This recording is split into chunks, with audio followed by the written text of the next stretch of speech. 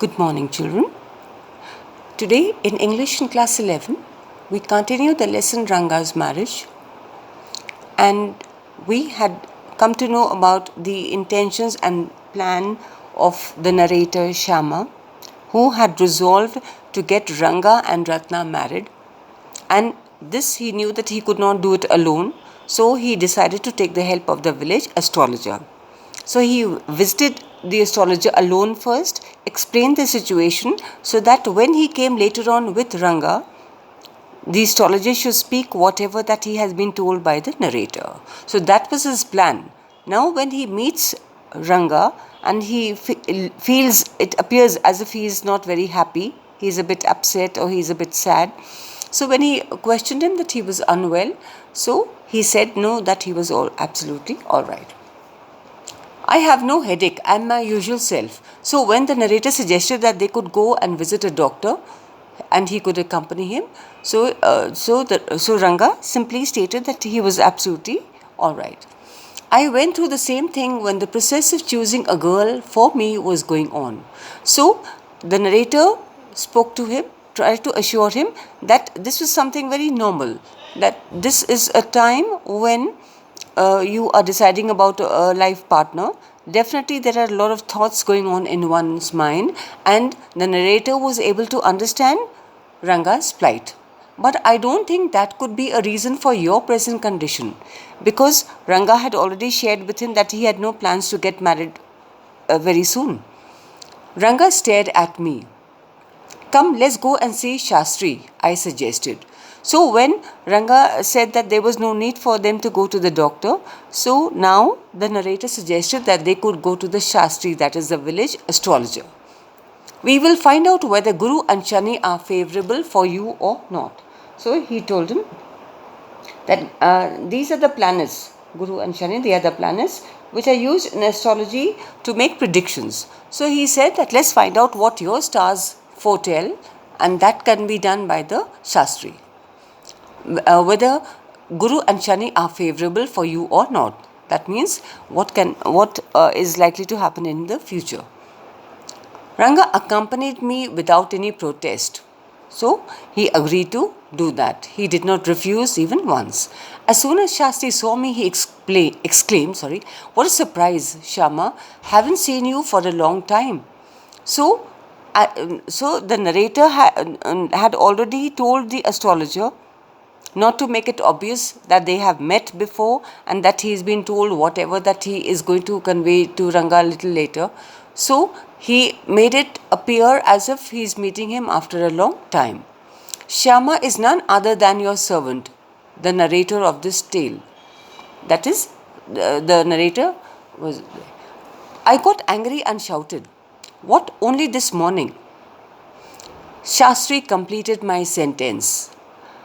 And the narrator would have given away their plans. The plans would have fallen flat, because he was about to say that only this morning I came and visited you. So we haven't met for after a long time. But before he could complete what he had intended to speak, you finished all your work and are now free to visit me. That is, the Shastri intervened. He spoke. He did not let him complete the sentence, and he told him that, yes, I understand that you have finished all your work. Now that you have a little free time, you have a little spare time, you have come to visit me. Had he not done so, I would have ruined our plan by bursting like grains that are kept in the sun to dry. So he says that if the Shastri had not taken over, if he had not intervened, if he had not completed the sentence, that is, that he understood that he was busy and has found time now to come and visit him. Otherwise, all their plans would have not, their plan would have not materialized. So he says, like grains. Now here there's a simile. That is, like grains. That means that the plan would have been spoiled completely. The plan would have been destroyed. It would have been ruined.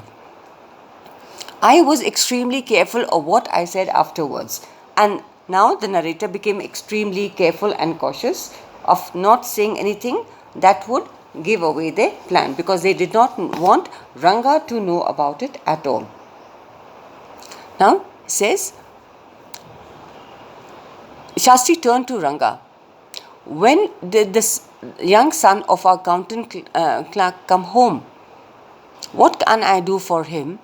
It is very rarely that he visits us. Now, that also tells us a little about Ranga, that he was somebody who did not believe in astrology.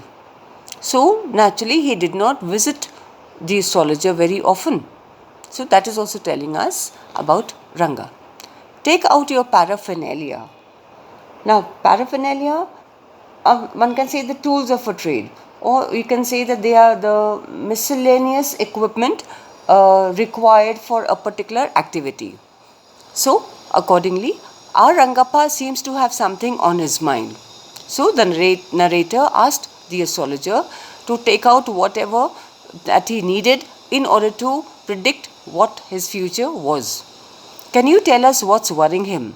So, the question was that the narrator wanted to find out that what is troubling him, that is Ranga, what is bothering him. So, that is what they had come here for. Shall we put your science of astrology to the test?